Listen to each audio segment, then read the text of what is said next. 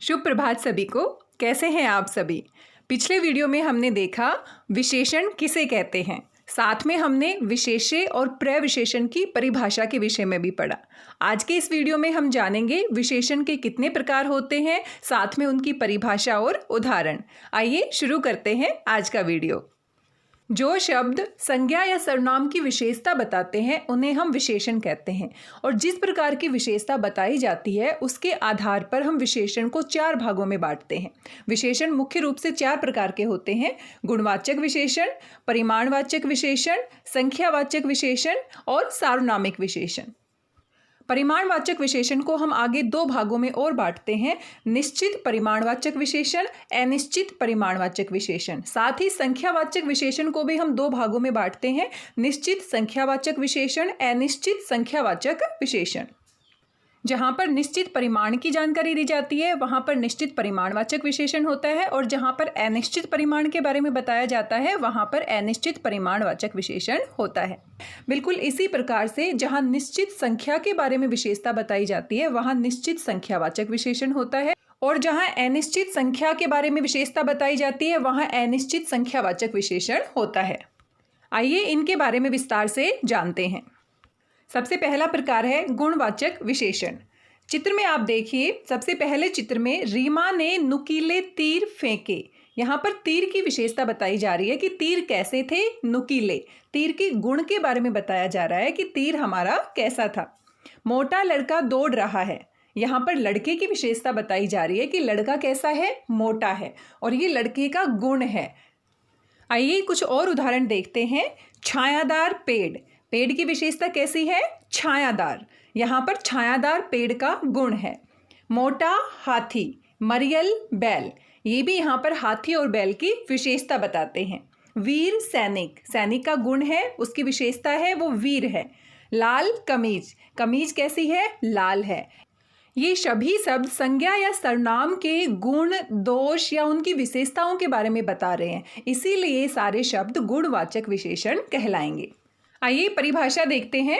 जिन विशेषण शब्दों से संज्ञा अथवा सर्वनाम के गुण, दोष, भाव, रंग, दशा, अवस्था, आकार, स्थान, देश, काल आदि का बोध होता है उन्हें गुणवाचक विशेषण कहते हैं। कभी कभी हमारे दिमाग में आता है कि गुण का मतलब अच्छे गुण ही होंगे, ऐसा नहीं है। गुण बहुत प्रकार के हो सकते हैं, कुछ अच्छे गुण भी हो सकते हैं, कुछ बुरे गुण भी हो सकते हैं। भाव का भी गुण होता है, रंग भी होता है, दशा या अवस्था भी होती है, आकार को भी हम गुण कहते हैं किसी वस्तु का। स्थान या देश काल के विषय में अगर कोई विशेषता बताई जाती है तो वो भी उसका गुण होता है।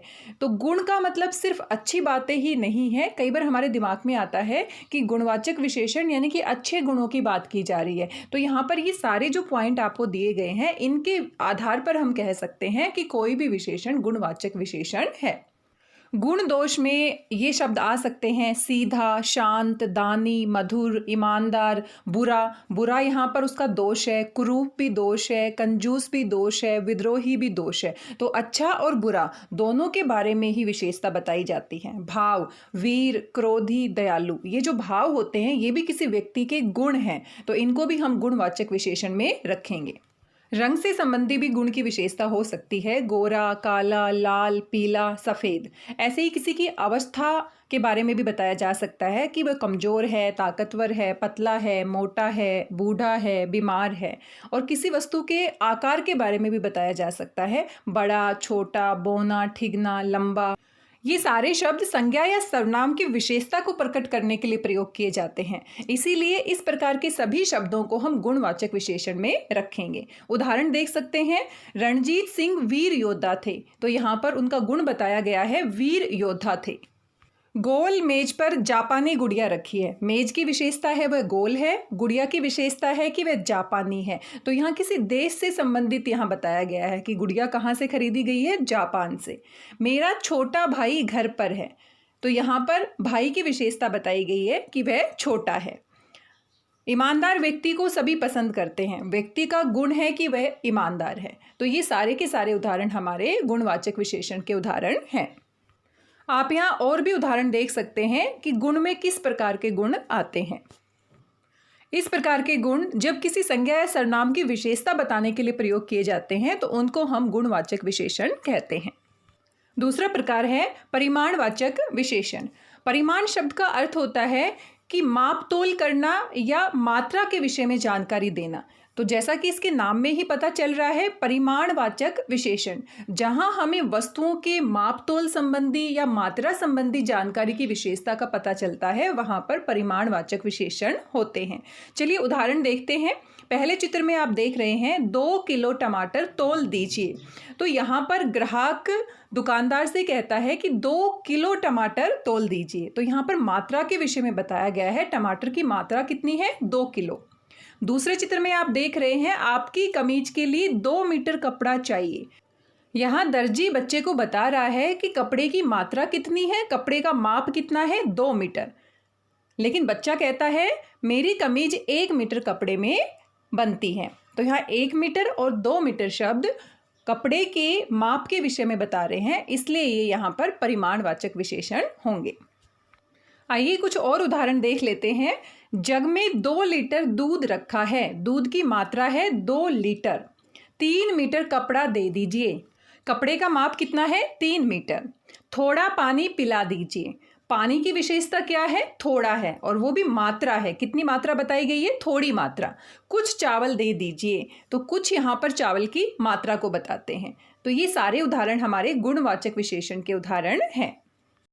साथ ही आपने एक बात देखी कि यहाँ पर कुछ मात्रा निश्चित है, लेकिन कुछ मात्रा के बारे में हमें निश्चित जानकारी नहीं है। दूध कितना है, 2 लीटर है, ये निश्चित मात्रा बताई गई है। यहाँ पर कपड़ा कितना है, 3 मीटर है, तो यहाँ पर भी कपड़े का माप निश्चित है।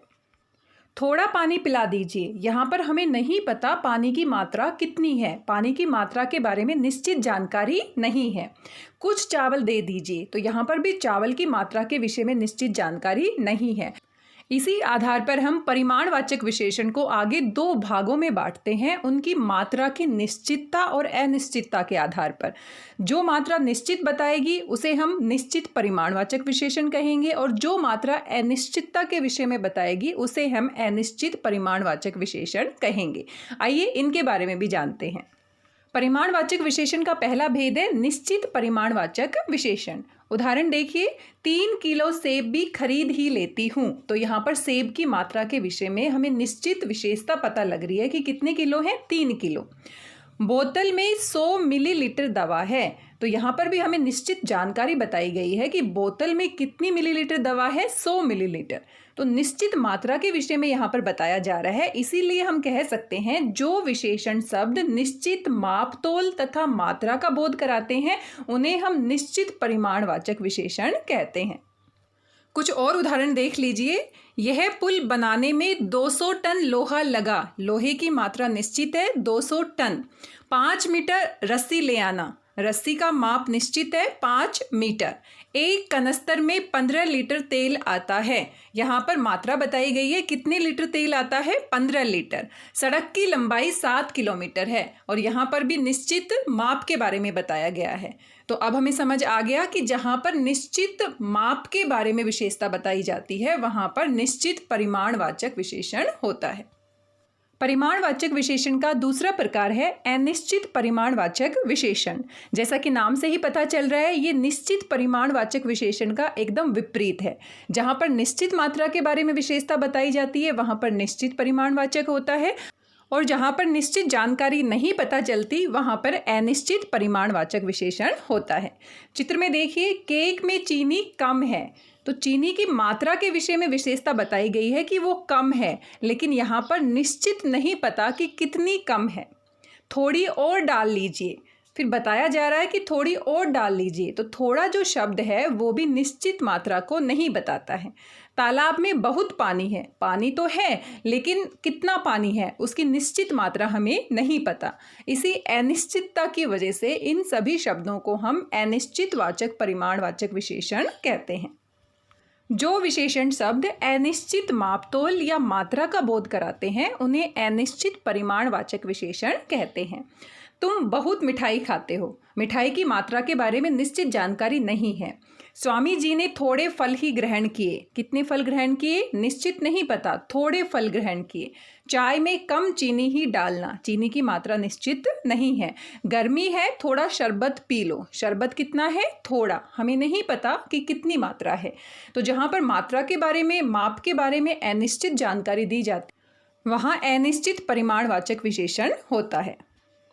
अगला प्रकार है संख्यावाचक विशेषण। आइए कुछ उदाहरण देखते हैं। तुम कितने वर्ष के हो? मैं 12 वर्ष का हूँ। तो यहाँ पर वर्ष के बारे में गिनती हमें पता चल रही है, 12 वर्ष का हूँ। कक्षा में 40 विद्यार्थी हैं। विद्यार्थियों की संख्या के बारे में हमें पता चल रहा है, आज 4 विद्यार्थी नहीं आए। यहाँ पर संज्ञा और सर्वनाम शब्दों की संख्या से संबंधित विशेषताएं बताई जा रही हैं, इसलिए ये सभी शब्द संख्यावाची विशेषण होंगे। आइए कुछ उदाहरण और देख लेते हैं। कुछ आम, यहाँ पर आम है लेकिन कुछ आम है, हमें निश्चित संख्या नहीं पता। 3 पुस्तकें, यहाँ पर पुस्तकें 3 हैं, निश्चित संख्या की जानकारी है। अनेक पक्षी, यहाँ पर हमें निश्चित नहीं पता कितने पक्षी हैं। 2 नोट, यहाँ पर नोट की संख्या निश्चित है 2। इसी निश्चित संख्या के आधार पर और अनिश्चित संख्या के आधार पर हम संख्यावाची विशेषण को भी आगे 2 प्रकारों में बांटते हैं। जिस प्रकार से हमने परिमाणवाचक विशेषण के विषय में पढ़ा था, ठीक उसी प्रकार से संख्यावाचक विशेषण को भी हम 2 भागों में बांटते हैं। जहाँ पर निश्चित संख्या की जानकारी मिलती है वहाँ पर निश्चित संख्यावाची विशेषण, और जहाँ पर अनिश्चित संख्या के बारे में पता चलता है वहाँ पर अनिश्चित संख्यावाचक विशेषण होता है। आइए परिभाषा देख लेते हैं। जिन विशेषण शब्दों से संज्ञा या सर्वनाम की संख्या का बोध होता है उन्हें हम संख्यावाचक विशेषण कहते हैं। लेकिन संख्या निश्चित है या फिर अनिश्चित है, उसके आधार पर हम संख्यावाचक विशेषण को आगे 2 और भागों में बांटते हैं, निश्चित संख्यावाचक विशेषण और अनिश्चित संख्यावाचक विशेषण। पहला प्रकार है निश्चित संख्यावाचक विशेषण। आइए उदाहरण देखते हैं। ओहो, बेंच पर तो 2 व्यक्ति बैठे हैं। हमें पता है व्यक्तियों की संख्या कितनी है? 2, जो कि निश्चित है। हमने 5 गमलों में पानी डाल दिया। हमें पता है कितने गमलों में पानी डाल दिया, एक निश्चित संख्या का पता लग रहा है, 5 गमलों में पानी डाल दिया।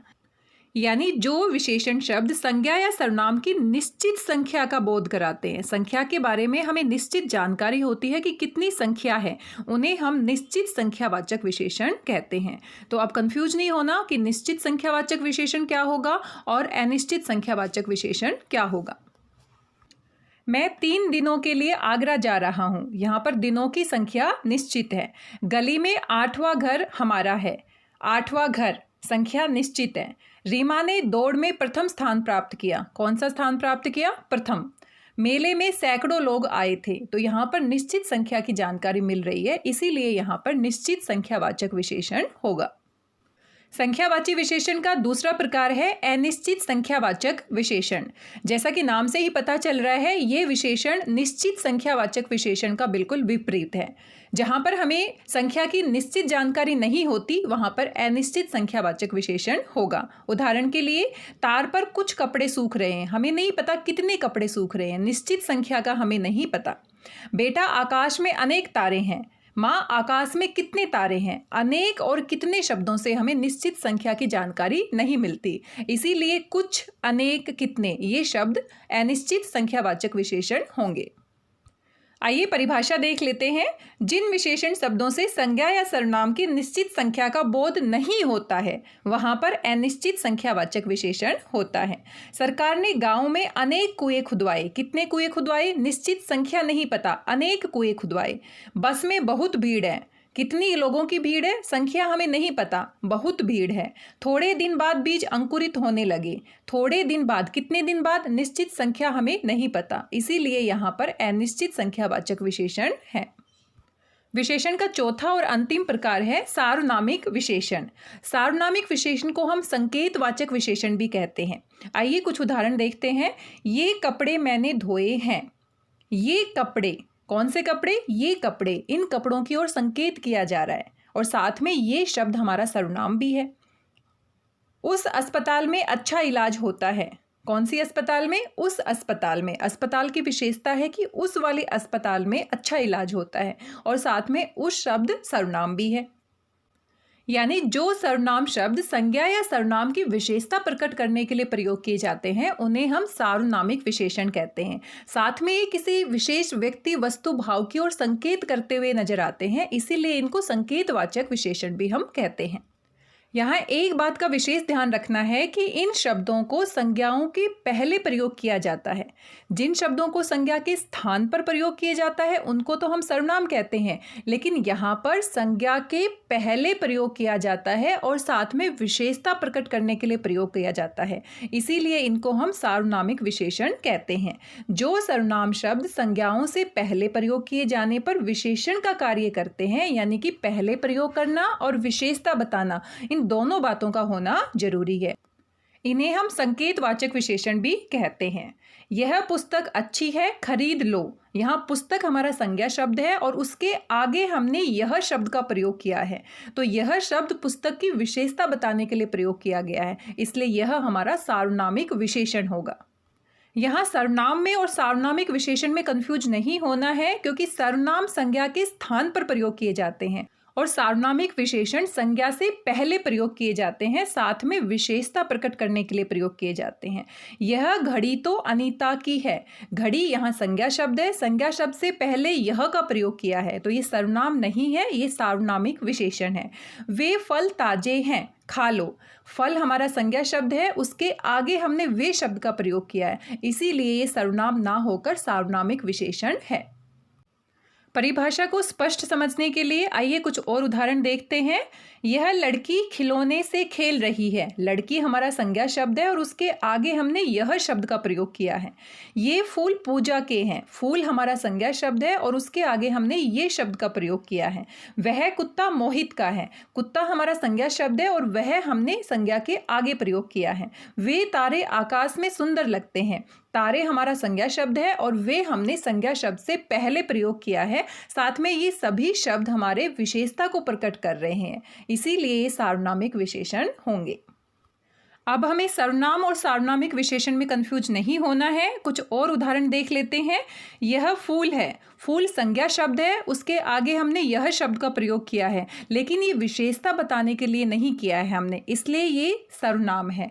यह फूल सुंदर है। यहाँ पर फूल संज्ञा शब्द है, उसके आगे हमने यह शब्द का प्रयोग किया है, लेकिन सुंदरता को बताने के लिए, विशेषता को बताने के लिए प्रयोग किया है। तो यही छोटा सा अंतर है सर्वनाम और सार्वनामिक विशेषण में। दूसरे उदाहरण में वे पढ़ रहे हैं। यहाँ पर वे शब्द सर्वनाम है, लेकिन वे छात्र पढ़ रहे हैं। छात्र हमारा संज्ञा शब्द है, उसके आगे हमने वे शब्द का प्रयोग किया है और साथ में विशेषता को दिखाने के लिए हमने वे शब्द का प्रयोग किया है, इसलिए ये सार्वनामिक विशेषण होगा। परीक्षा की दृष्टि से भी सार्वनामिक विशेषण बहुत महत्वपूर्ण है। बार बार इससे परीक्षाओं में प्रश्न पूछे जाते हैं, तो हमें कंफ्यूज नहीं होना। सर्वनाम और सार्वनामिक विशेषण में हमें अंतर आना चाहिए। ठीक इसी प्रकार संख्यावाचक और परिमाणवाचक विशेषण में कंफ्यूजन होता है। संख्या जिसको हम गिन सकते हैं और परिमाण जिसको हम माप सकते हैं, तोल सकते हैं, मात्रा के विषय में बताता है। जिसकी हम गिनती कर सकते हैं उसको हम संख्यावाचक कहेंगे और जिसको माप तोल सकते हैं उसको हम परिमाण कहेंगे। उदाहरण के लिए पिताजी 10 दिन बाद लौटे, तो यहाँ पर 10 दिन को हम गिन सकते हैं, संख्या के रूप में गिन सकते हैं और साथ में निश्चित दिन का पता हमें लग रहा है, इसलिए यहाँ निश्चित संख्यावाचक विशेषण होगा।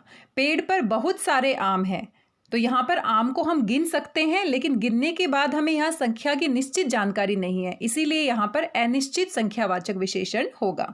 माँ ने पर्दों के लिए 20 मीटर कपड़ा खरीदा। अब कपड़े को हम गिन नहीं सकते, कपड़े को हम माप सकते हैं, इसीलिए यहाँ पर संख्यावाचक विशेषण ना होकर परिमाणवाचक विशेषण होगा। और साथ में 20 मीटर है, निश्चित माप है, इसलिए निश्चित परिमाणवाचक विशेषण होगा। इतना भोजन पकाने के लिए कई लीटर तेल चाहिए। तेल को हम गिन नहीं सकते, माप सकते हैं, और यहाँ पर माप का हमें निश्चित माप नहीं पता, इसलिए यहाँ पर अनिश्चित परिमाणवाचक विशेषण होगा। तो इसलिए अब हमें संख्यावाचक और परिमाणवाचक विशेषण में कंफ्यूजन नहीं होना चाहिए। जिसको हम गिन सकते हैं संख्या के रूप में, वहाँ पर संख्यावाचक विशेषण होता है, जिसको हम माप तोल सकते हैं वहाँ पर परिमाणवाचक विशेषण होता है। आशा है आपको समझ आया होगा। आज के इस वीडियो में हमने विशेषण के 4 प्रकारों के विषय में पढ़ा, उनके उदाहरण देखे और किस प्रकार से हम संख्यावाचक विशेषण में, परिमाणवाचक विशेषण में अंतर कर सकते हैं, सर्वनाम और सार्वनामिक विशेषण में अंतर कर सकते हैं। तो इसके विषय में हमने विस्तार से चर्चा की। सभी परिभाषाओं को समझने के बाद इस प्रकार के उदाहरण आप आसानी से हल कर सकते हैं। इन सभी उदाहरणों को ध्यान से देखिए और अपनी परिभाषा के अनुसार अलग अलग प्रकार में विभाजित कीजिए। ये आपका होमवर्क है। मिलते हैं नेक्स्ट वीडियो में विशेषण के बारे में कुछ और महत्वपूर्ण बातों के बारे में हम जानेंगे। तब तक अपना ध्यान रखिए, स्वस्थ रहिए, व्यस्त रहिए, मस्त रहिए और पढ़ते रहिए। वीडियो के रिगार्डिंग कोई फीडबैक है ज़रूर दीजिएगा। Thank you very much. Thank you.